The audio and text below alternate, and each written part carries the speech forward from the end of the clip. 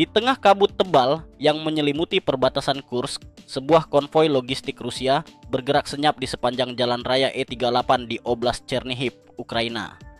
Konvoi ini membawa lebih dari 300 tentara, amunisi artileri, serta peralatan komunikasi penting. Tujuan mereka adalah titik konsentrasi pasukan di Oktyabaskoye, sekitar 40 km dari perbatasan Ukraina. Namun, para prajurit itu tidak menyadari bahwa setiap pergerakan mereka sudah terkunci oleh sistem penargetan elektronik dari seberang perbatasan. Pada pukul 06.10 pagi, 8 Mei, 3 drone Mavich 3 milik Resimen UAN ke-14 Ukraina terbang pada ketinggian sekitar 300 meter. Drone tersebut membentuk formasi segitiga lebar, menyapu jalan raya E38 dengan kamera termal. Di layar komando, target terlihat jelas. 14 truk logistik jenis Ural dan Kam-AZ, tulang punggung pasokan garis depan Rusia di dekat Pokrovsk. Berdasarkan laporan intelijen, muatan konvoi ini tidak hanya membawa rotasi pasukan, tetapi seluruh rantai logistik tempur yang mampu menopang satu kelompok taktis setingkat batalion. Di dalamnya, terdapat lebih dari 600 kotak amunisi kaliber 5,45 GBA 39 metres, hampir 650.000 butir peluru, cukup untuk mempersenjatai satu brigade infanteri mekanis. Selain itu, ada truk tangki berisi 7.200 liter solar, vital untuk mobilitas konvoi dan pasokan unit mekanis di garis depan. Lebih dari 2.200 granat tangan, RGO, RGD-5, dan F1 siap digunakan untuk membersihkan bunker maupun gang sempit. Konvoi ini juga membawa 2.001 peluru artileri 122 mm Bitra yang siap digunakan pada howitzer D-30 atau peluncur Grad. Di antara muatan lain, terdapat peralatan komunikasi seperti sistem R-168, antena pengacak lear 3, dan beberapa drone Orlan 10 dalam kondisi pendingin. Semuanya membentuk simpul penting dari jaringan peperangan elektronik Rusia. Jika artileri Ukraina gagal menghentikan konvoi ini, semua perlengkapan akan tersebar ke garis depan sebelum malam tiba. Ini bukan sekadar logistik, ini adalah adrenalin mematikan yang siap memperpanjang pertempuran berdarah di sektor Pokrovsk. Konvoi tersebut baru saja meninggalkan zona perlindungan elektronik di Suja, di mana radar jarak menengah dan pengacak lear 3 sebelumnya memberikan payung pengamanan. Kini mereka berada di koridor terbuka yang rendah, dikelilingi semak dan hutan pinus tanpa pos pengamatan, sebuah zona tembak alami. Visibilitas terbatas, peluang melarikan diri hampir nol jika terjadi serangan. Di tepi barat hutan, sekitar 1,1 km dari jalan utama, tim pasukan khusus dari Brigade 225 Ukraina, Kompi Charlie, telah bersembunyi sejak fajar. Medan yang lembab dan dipenuhi semak ini sangat ideal untuk kamuflase. Setiap tim berisi 3 hingga 5 prajurit diposisikan dalam formasi silang berbentuk huruf L, taktik klasik untuk menutup jalur mundur dan memaksimalkan jangkauan tembakan dari berbagai sudut. Setiap regu membawa setidaknya satu peluncur RPG-27 dengan hulu ledak tandem, mampu menembus lapisan armor reaktif dan melumpuhkan kendaraan berat. Masing-masing prajurit juga dibekali minimal 2 granat pertahanan RGO dengan daya ledak besar, sangat efektif di area sempit ketika tentara Rusia mencoba keluar dari kendaraan atau mencari perlindungan. Granat-granat ini digunakan untuk mengurung musuh di zona tembak, memaksa mereka tetap dalam jangkauan. Di setiap tim juga ada penanda target khusus yang dilengkapi alat bidik optik berlaser. Alat ini mengirimkan koordinat secara real time ke drone di udara dan peluncur roket HIMARS yang berada jauh di belakang garis depan. Dengan ini, tembakan artileri bisa diarahkan dengan presisi dan sinkron dengan koordinat dari UAP. Di langit, drone terus mengirimkan data terakhir. Begitu konvoi logistik Rusia memasuki radius tembak sekitar 70 komodik, peluncur HIMARS diaktifkan. Semua elemen sudah siap. Tinggal satu perintah yang ditunggu untuk melepaskan tembakan pertama. Perintah diberikan dari sebuah bunker komando lapangan yang terletak sekitar 30 km di barat daya lokasi kejadian.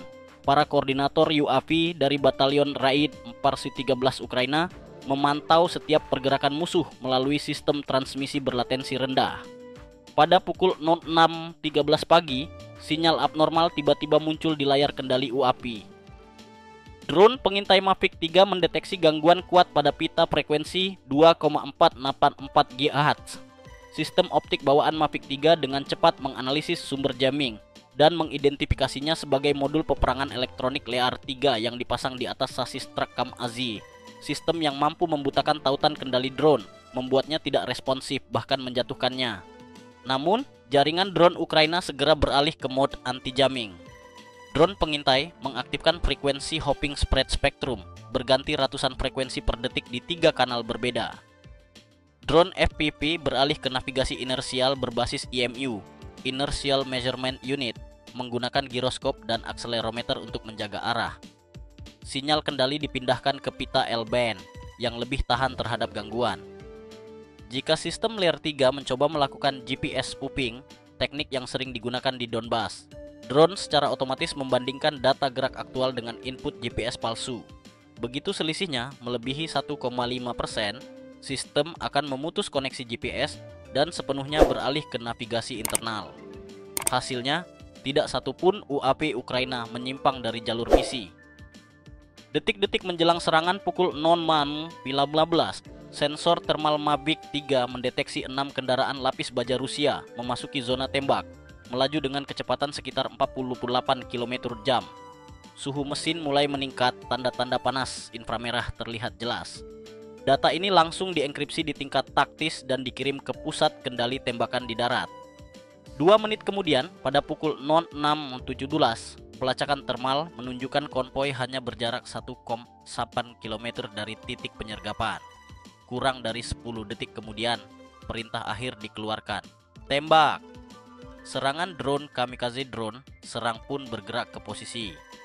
Jenis yang digunakan dalam operasi Kursk adalah drone FPV kamikaze satu arah yang dioperasikan langsung oleh tim UAV Batalion Raid 413. Mereka dirancang hanya untuk satu tujuan, serangan cepat, pukulan tepat, dan hancur bersama target demi kerusakan maksimal. Secara teknis, drone ini dilengkapi baling-baling 7 inci yang memberi daya angkat stabil dan akselerasi mendadak di medan kompleks. Ditenagai motor brushless 2,87 yang menghasilkan dorongan sekitar 2,5 kW, cukup untuk membawa unit navigasi, paket baterai, dan hulu ledak berdaya ledak berbentuk shape charge. Pengendali penerbangan F7 menjalankan firmware khusus Betaflight yang memungkinkan pengaturan presisi terhadap pitch, kecepatan, dan jalur penerbangan dengan deviasi hanya beberapa derajat. AI bawaan drone diprogram untuk mengenali tipe kendaraan seperti truk Ural atau Kamaz, mengidentifikasi titik lemah struktural, mulai dari ventilasi mesin, pin kunci kabin, sambungan rangka, hingga poros penggerak. Momen penentuan, bahkan di bawah kondisi GPS denied, drone beralih ke navigasi inersial dengan menggabungkan data giroskop 3 sumbu, akselerometer, dan kalibrasi jalur penerbangan, menjaga kunci target dengan margin deviasi hanya sekitar 1,5 meter. Pada pukul 06.07, drone serang pertama mengunci target, sebuah truk Ural berlapis baja dengan kabin ganda. Dari jarak sekitar 800 meter, drone menukik dengan sudut 37 digram, melesat hingga 140 km/jam, dan tetap stabil meski diterpa angin, kabut, dan kelembapan tinggi, kondisi yang umum di Kursk. Sistem penargetan otomatis menemukan celah pada ventilasi kiri mesin dan sambungan KPU. Hulu ledak shape charge PB menembus kabin dan meledak di ruang mesin, melepaskan semburan plasma bersuhu lebih dari 2401 dg, menghancurkan poros engkol dan transmisi. Momen pertama serangan, kendaraan terdepan tiba-tiba berhenti mendadak, bergeser ke sisi jalan, lalu muncul asap dari kap mesinnya. Dengan posisi yang sudah tidak bisa bergerak, kendaraan itu menjadi sasaran sempurna untuk serangan berikutnya. Pada pukul 06.19.21, drone kedua menukik tajam menuju bagian belakang kendaraan keempat dalam konvoi, sebuah truk tangki Kamaz yang membawa sekitar 7.200 liter bahan bakar solar.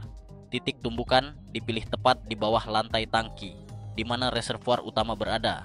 Drone mendekat pada sudut sekitar 300 degree, menghantam 20 cm dari titik tengah sisi kanan. Dampaknya menimbulkan semburan api besar yang melahap seluruh truk, serupa ledakan depot bahan bakar kecil. Gelombang kejut membuat kaca depan kendaraan di sekitarnya pecah, dan pasukan Rusia mulai meninggalkan kendaraan mereka. Tembakan dari pasukan khusus.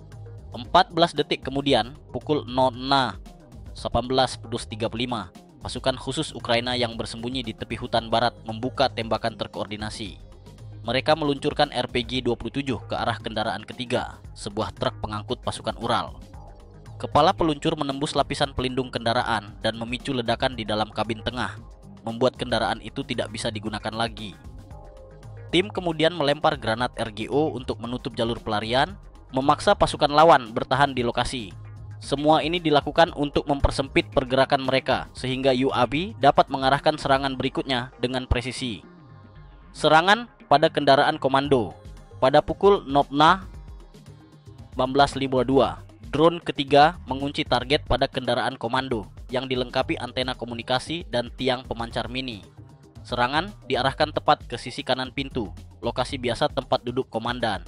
Kendaraan itu terbakar, antena patah, dan koneksi komunikasi terputus sepenuhnya. Formasi konvoi pun terpecah. Sisa prajurit meloncat keluar dari truk dan mencari perlindungan di sepanjang tepi jalan.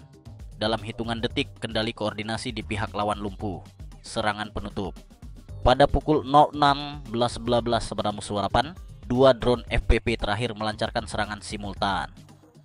Drone pertama menghantam atap truk pembawa senjata dan memicu kebakaran di bagian dalam, yang kemudian menyebabkan reaksi berantai pada muatan di dalamnya.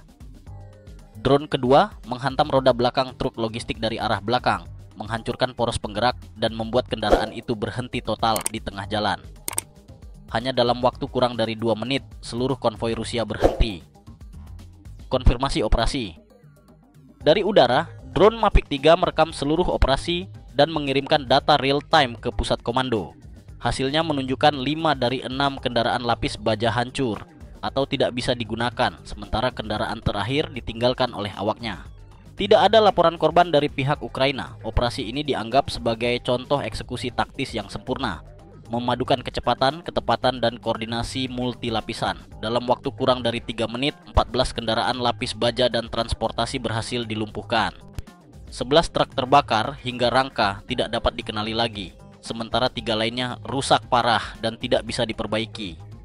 Berdasarkan data thermal dari DJI Mavic 3, lebih dari 300 personel lawan tidak mampu melanjutkan pergerakan di area seluas 200 meter dari titik serangan. Semua ini dilakukan tanpa tembakan senjata ringan dari pasukan Ukraina. Seluruh operasi dikendalikan menggunakan UAV dan sistem serangan jarak jauh di luar jangkauan serangan balasan. Pemandangan yang tertinggal adalah jalur sepanjang hampir 300 meter yang dipenuhi sisa-sisa logistik. Rangka truk Ural dan Kam-AZ terlempar puluhan meter dari titik benturan. Pecahan kaca, ban, dan peralatan komunikasi berserakan di jalan. Asap hitam pekat menutupi area selama berjam-jam setelah operasi selesai. Koridor E38 terhenti total. Jalan raya E38, koridor pasokan strategis bagi pasukan Rusia di Podkersk dan Kharkiv, lumpuh total setelah serangan tersebut. Pasukan Rusia segera membuat garis pembatas di sekitar sektor Okhty CKO untuk mengevakuasi sisa-sisa kendaraan dan menilai kerugian. Gangguan ini membuat logistik berhenti selama lebih dari 48 jam, menyebabkan keterlambatan besar pada operasi Angkatan Darat ke-20 Rusia dan kolom bala bantuan yang datang dari Belgorod.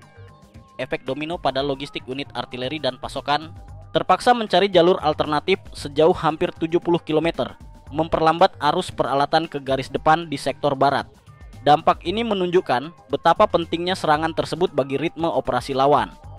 Koordinasi 3 lapisan penyergapan ini menjadi contoh sempurna dari perang modern berlapis 3 yang dijalankan secara presisi. Lapisan atas, baterai HIMARS ditempatkan jauh di garis belakang, meluncurkan roket presisi dari luar jangkauan tembakan balasan.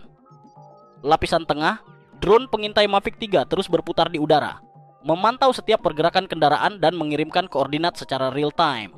Lapisan bawah, pasukan khusus Brigade Charlie 225 yang disebar di tepi hutan bertugas mengamankan area, menutup jalur keluar, dan mencegah respon balasan.